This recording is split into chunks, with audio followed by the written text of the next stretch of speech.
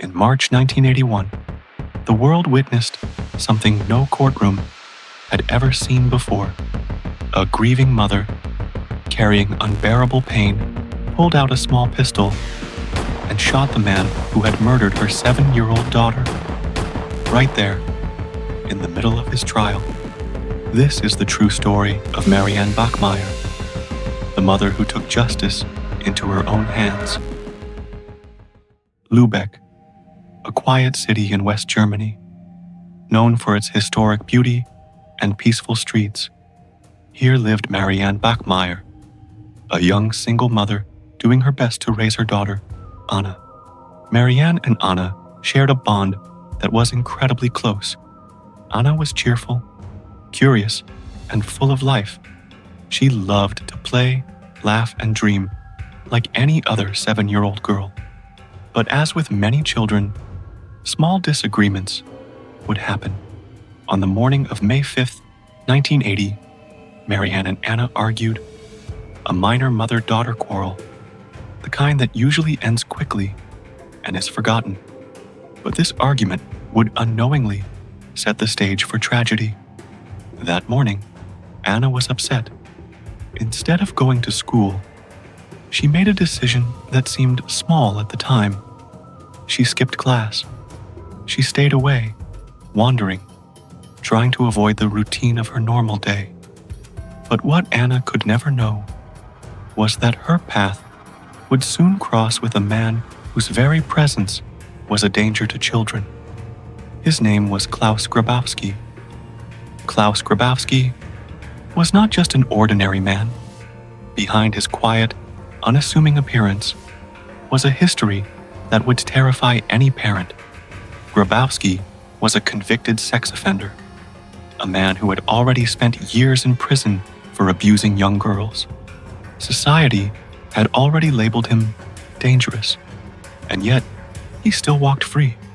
At one point, he agreed to undergo chemical castration, a procedure meant to suppress his sexual urges. But Grabowski later found ways to fight against it. With the help of hormone treatments, he reversed the effects, reclaiming his predatory desires. Instead of changing, he only became more manipulative, more dangerous. He lived in Lübeck with his fiancée, a woman who knew about his past, knew about his obsessions, and yet chose to stay with him. Together, they created the illusion of a normal life, but underneath it was something sinister. On May 5th, 1980, when little Anna crossed his path, fate delivered him an opportunity he should never have had. Grabowski lured Anna into his home, where he held her captive for hours. No one knew where she was. Her mother, Marianne, could only wait in growing terror, unaware that her daughter had fallen into the hands of a monster. But Grabowski's paranoia soon took over.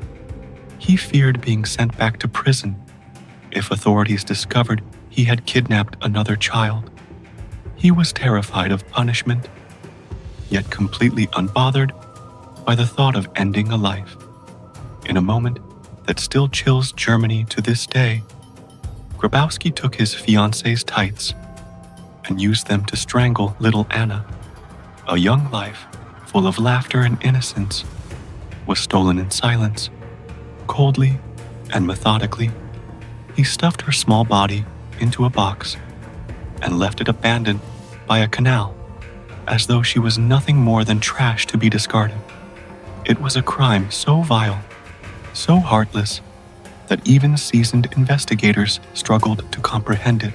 Soon after, Anna's body was discovered. The news spread quickly through Lübeck, and the entire community was horrified.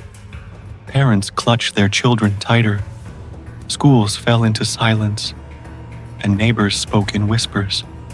But for one woman, for Marianne Bachmeier, the grief was something no words could ever describe.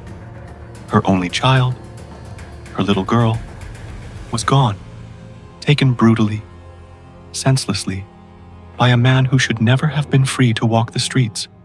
Marianne's world collapsed in an instant. The laughter that once filled her home was replaced with unbearable silence.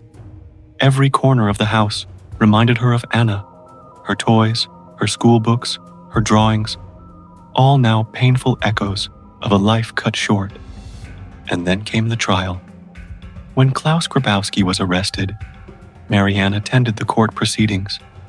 Day after day, she sat just feet away from the man who had stolen her daughter. Every time she looked at him, she didn't just see Anna's killer. She saw the failure of an entire system. A system that had released a dangerous predator back into society. A system that had ignored the safety of children. For Marianne, the trial wasn't just about justice. It was a daily torment. Each testimony, each detail, ripped her wounds open again. She was forced to sit in silence, while the man responsible for her daughter's death was given the right to defend himself in a court of law. The world expected Marianne to simply wait for justice, but deep inside her heart, grief was transforming into something else, something darker, something powerful. A mother's unbearable sorrow was slowly becoming the fuel for a decision that would shock the entire world. On the third day of Grabowski's trial, March the 6th, 1981, Marianne carried a small pistol hidden in her bag. She sat quietly in the courtroom, listening to the details of her daughter's final moments, and then she snapped. As witnesses later testified, Marianne reached into her handbag, pulled out the pistol, and fired 7 shots at Grabowski. 6 bullets hit him. He died instantly, in front of the judge, the jury, the press, and a stunned courtroom. In that moment, Marianne Bachmeier became both a killer and, to many grieving parents around the world, a symbol of justice. After firing 7 bullets inside a packed courtroom, Marianne Bachmeier was immediately arrested. The image of a grieving mother turning executioner spread across the world. By the time her trial began in 1983, all of Germany and much of the world was watching. Some branded her a murderer, arguing that no one has the right to take justice into their own hands. Others hailed her as a hero, a mother who did what the justice system could not, protecting other children from a proven predator. Inside the courtroom, her defense lawyers built their case around her pain. They argued that Marianne had acted not out of cold calculation, but out of unbearable grief, trauma, and emotional turmoil. She was not a hardened killer. She was a devastated mother, pushed beyond the limits of human suffering. The trial was intense. Psychologists testified, legal experts debated, and the public remained bitterly divided. Was this justice, or was this vengeance? Finally, the verdict was announced. Marianne was found guilty of manslaughter and illegal possession of a firearm. She was sentenced to 6 years in prison, but after serving only 3 years, she was released. The decision shocked many. To some, this was justice, a punishment for taking the law into her own hands. But to others, it was far too lenient, almost a sign that society secretly sympathized with her actions. One thing, however, was undeniable. The case of Marianne Bachmeier had changed Germany forever. It sparked debates about justice, morality, and the rights of victims' families. Debates that continue even today. After her release, Marianne lived a quiet and complicated life. She remarried, divorced, and even gave interviews reflecting on her actions. She admitted that shooting Grabowski did not erase her grief, but she also said she had no regrets. In 1996, Marianne herself passed away after a battle with cancer at just 46 years old.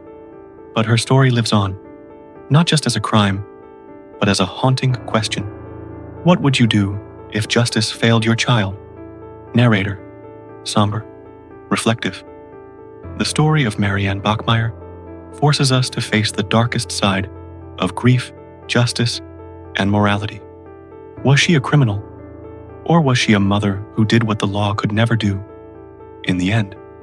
Perhaps the answer depends not on the law books, but on the heart of every parent who hears her story.